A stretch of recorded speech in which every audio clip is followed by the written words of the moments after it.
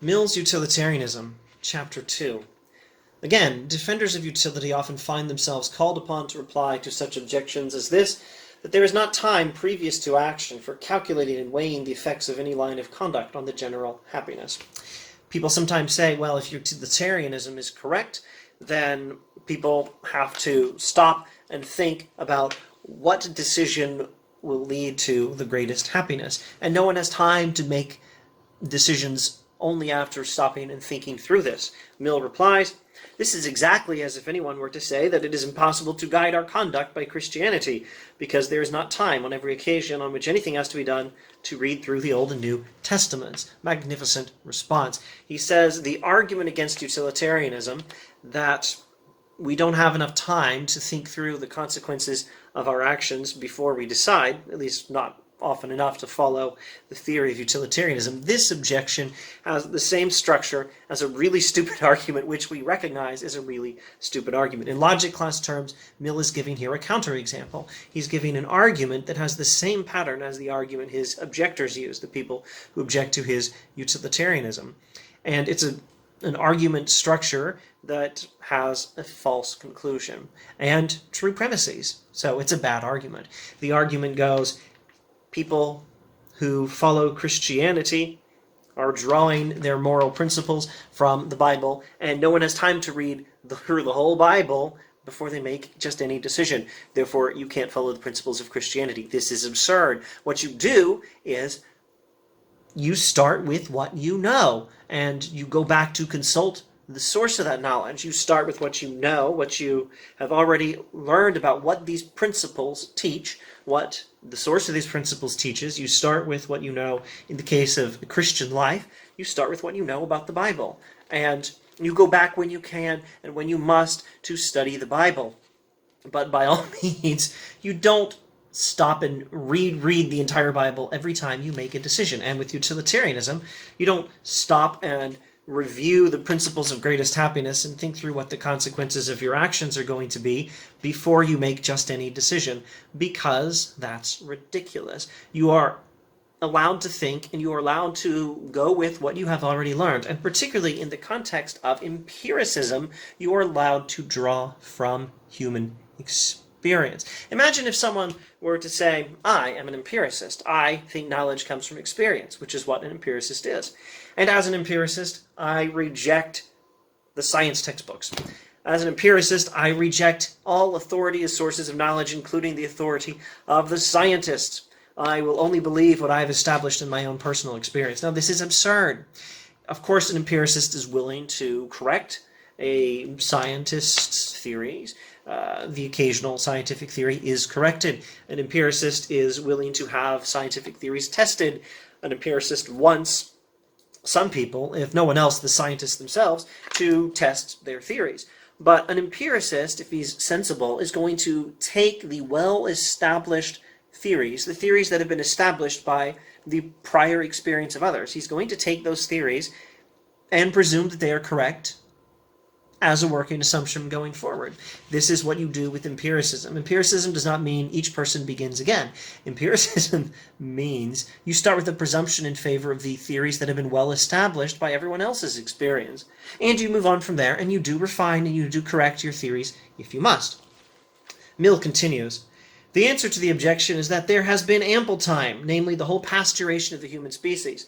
So he's already exposed the flaw in the argument, or at least expose that there was a flaw in the counter-argument to utilitarianism. But now he answers the objection more directly. There has been plenty of time, ample time, namely the whole past duration of the human species. As long as human beings have existed, or at any rate, as long as they've been writing books, we have had experience telling us what are the likely consequences of our actions. We've had experience telling us what things tend towards supporting the greater happiness, which is the whole point of utilitarianism, to pursue and promote that which promotes the greatest happiness. Utilitarianism, rewinding back to the beginning of chapter 2, the second paragraph of chapter 2, utilitarianism recognizes the greatest happiness principle, which holds that actions are right in proportion as they tend to promote happiness, wrong as they tend to produce the reverse of happiness.